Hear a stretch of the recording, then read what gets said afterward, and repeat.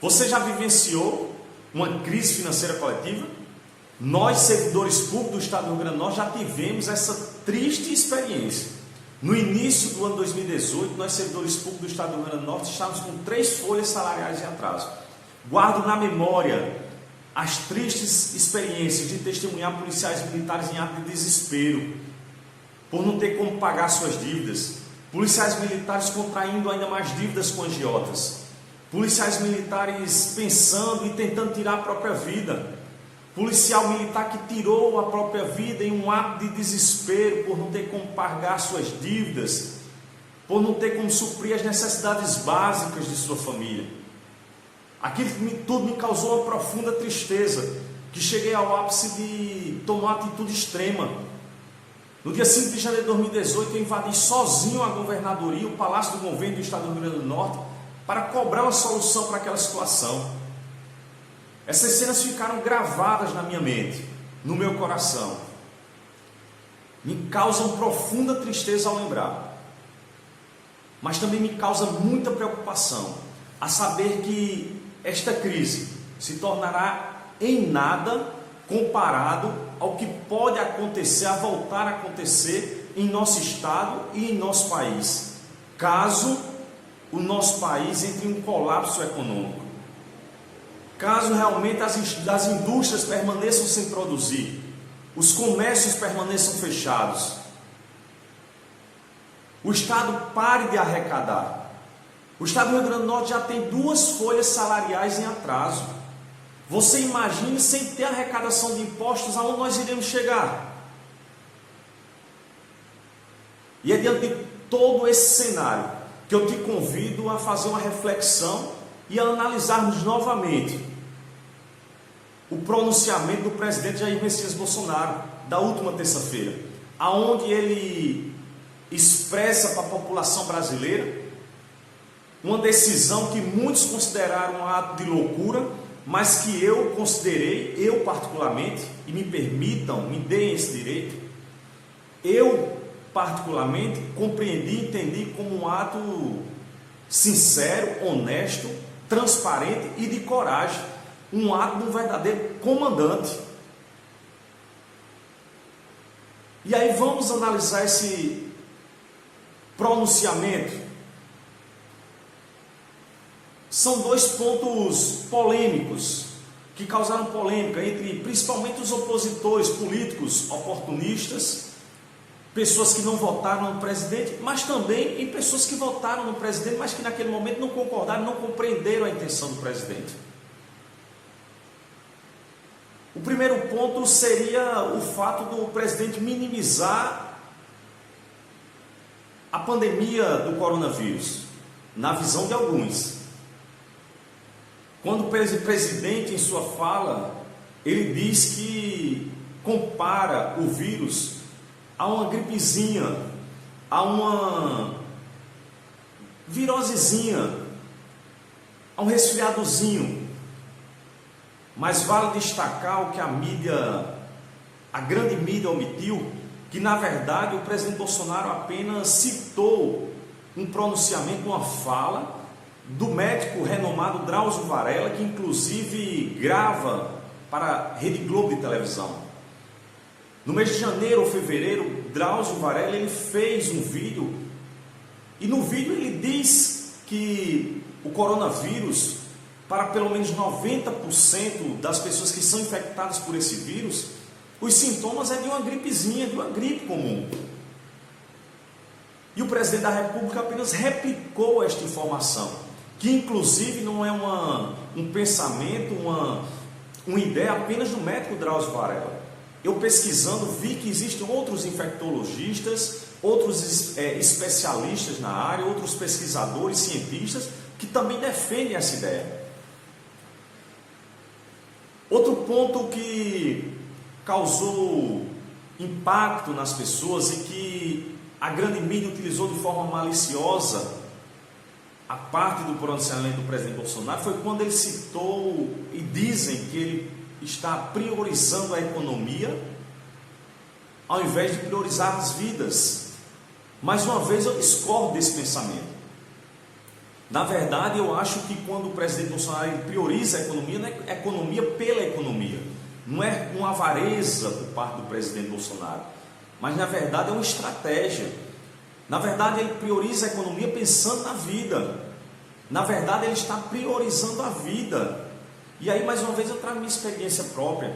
Eu tenho 3 filhas e uma esposa, mas eu não deixei de trabalhar, eu não parei de trabalhar. Primeiro porque a minha atividade policial militar é uma atividade essencial. Eu não poderia trair o juramento que eu fiz de proteger a sociedade, mesmo com o risco da própria vida.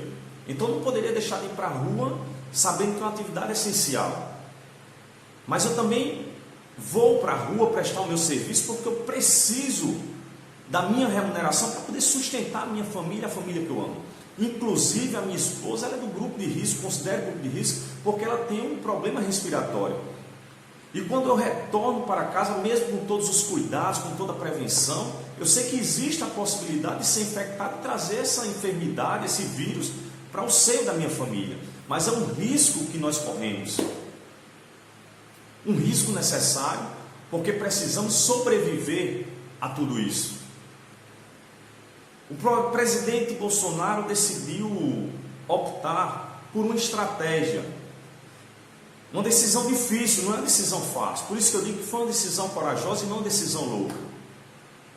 Ele abriu mão da estratégia do isolamento total, o isolamento social total, e optou pelo isolamento vertical, ou seja, isolar apenas um grupo de risco, que seriam idosos e pessoas com doenças crônicas graves. Essa decisão do presidente Bolsonaro não foi uma decisão apenas no senso comum, baseada no senso comum. Temos que ressaltar que ele é o presidente da República, com certeza ele tem ali em sua volta pessoas especialistas, conselheiros, inclusive um time de ministros excepcionais, que faz inveja a qualquer presidente da República. Acho que nunca na história o Brasil teve um grupo de ministros capacitados, competentes e especialistas nas áreas que exercem, como o presidente montou esse time.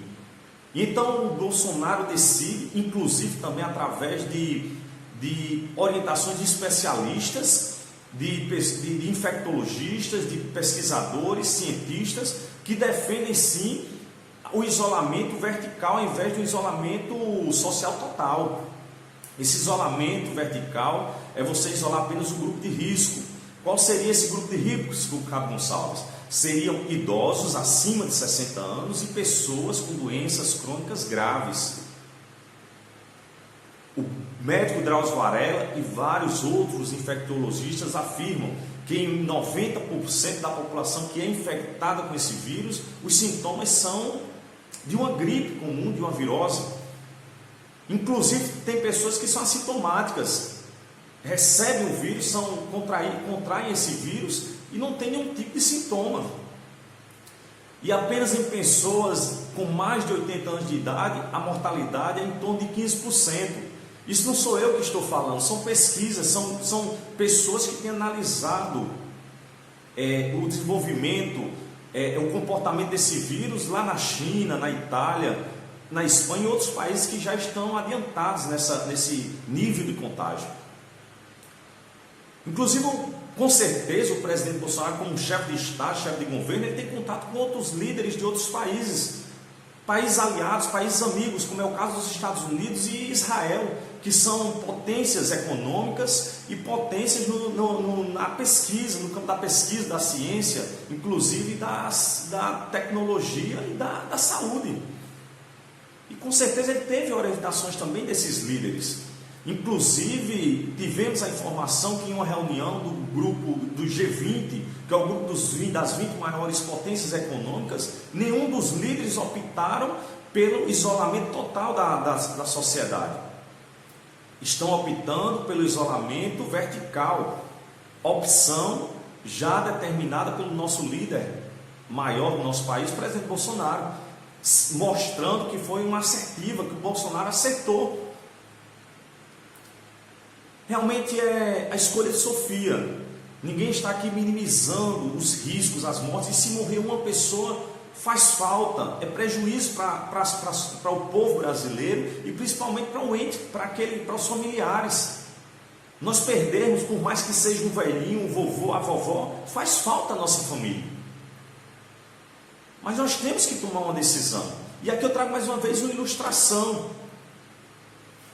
Estava pensando, uma sociedade, uma tribo numa ilha, e acaba ali os mantimentos, e em outra ilha ali tem uma faixa de água, e ali em outra ilha teria os mantimentos, mas naquela ilha teriam feras, animais que podiam tirar a vida de quem chegasse ali. Mas não tendo mais como se alimentar essa tribo, algumas pessoas daquela tribo teriam que sair e correr o risco de atravessar aquele lago, ir até outra ilha, trazer alimento, mesmo sabendo que ali existiriam feras que poderiam ceifar suas vidas. Esta é mais ou menos a experiência, o sentimento que nós temos. Nós, povo brasileiro, precisamos voltar a movimentar a economia do nosso país. Não pela avareza, pela sede pelo dinheiro, mas é pensando nas vidas. Porque um caos econômico, que consequentemente irá gerar um caos social, vocês imaginem o desastre que será, além dessa pandemia, um caos econômico, um caos social, a economia parando, travando. Aonde nós vamos parar? Vocês vejam a experiência lá da Venezuela, o que tem acontecido na Colômbia e em outros países. Queira Deus que não venhamos a chegar nesse caso. E por isso que eu entendo, concordo e apoio a decisão do presidente Bolsonaro. E por fim, eu queria falar sobre confiança. Confiança, tema importante. Em quem confiar nesse momento? E mais uma vez eu trago a experiência da minha atividade policial militar. Eu costumo dizer que eu só vou para a rua em uma viatura de polícia com equipe, com pessoas que eu confio. Mas como confiar se você não conhece intimamente a pessoa? Existem algumas características que você vai sondando e com sua experiência de vida você consegue perceber se aquela pessoa merece confiança. E o presidente Bolsonaro, você analisando a vida dele, um homem de vida pública, com 30 anos na vida política, já cascavearam de tudo que é jeito a vida do presidente, e nada encontraram em atos de corrupção, de lavagem de dinheiro, nada foi encontrado. Então eu confesso, sem nenhum fanatismo, sem nenhuma idolatria, Bolsonaro, eu trabalharia em uma guarnição de polícia com ele, confiaria em sair em um patrulhamento, em ir para um combate, em estar numa conduta de patrulha, em entrar em uma área de risco com ele, confiando abaixo de Deus, a minha vida na mão daquela pessoa e ela confiando na minha vida. Isto é confiança. E hoje eu sinto essa transmissão de confiança por parte do nosso presidente. Mas em quem você confiaria nesse momento? Em quem você confia? Você prefere confiar em Bolsonaro com 30 anos de vida pública, mas sem nenhuma acusação por ato de corrupção, lavagem de dinheiro, desvio de recursos públicos? Ou confiar em uma emissora que tem uma dívida, na verdade, de quase R$500 bilhão com a nação brasileira em sonegação de impostos, que seria a Rede Globo de televisão?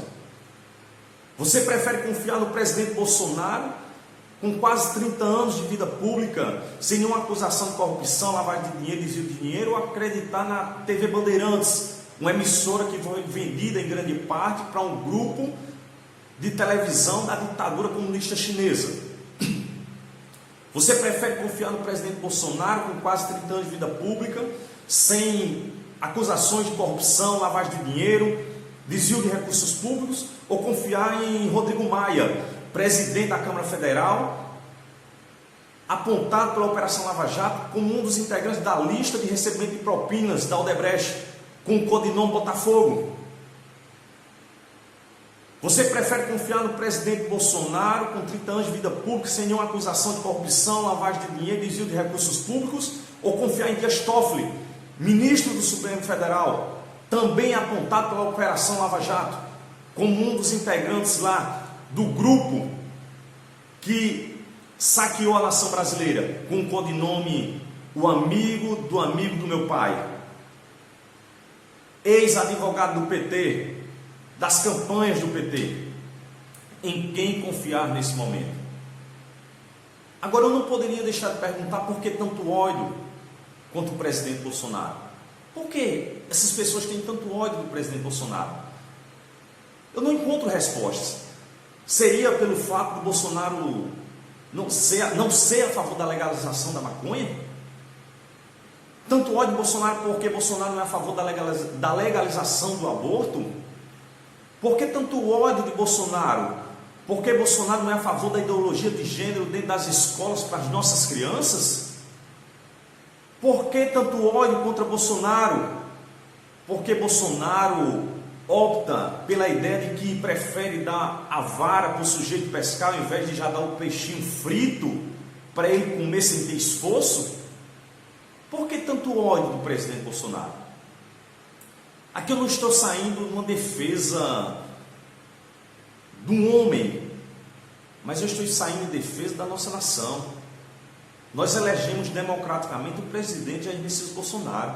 Ele não cometeu nenhum crime até o momento contra a nação brasileira. Ele tem demonstrado boas intenções para a nação brasileira. Sinceramente, muitas vezes eu chego a pensar, eu tenho certeza, melhor dizendo,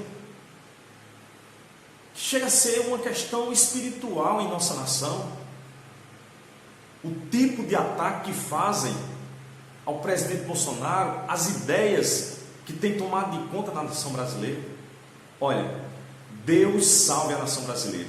Para finalizar, minha continência a todos os policiais militares, a todos os médicos, enfermeiros, técnicos, funcionários da saúde, a minha continência a todos os trabalhadores que decidiram voltar a ocupar seus postos de trabalho, pensando no bem, no desenvolvimento da nação brasileira e no sustento das suas famílias.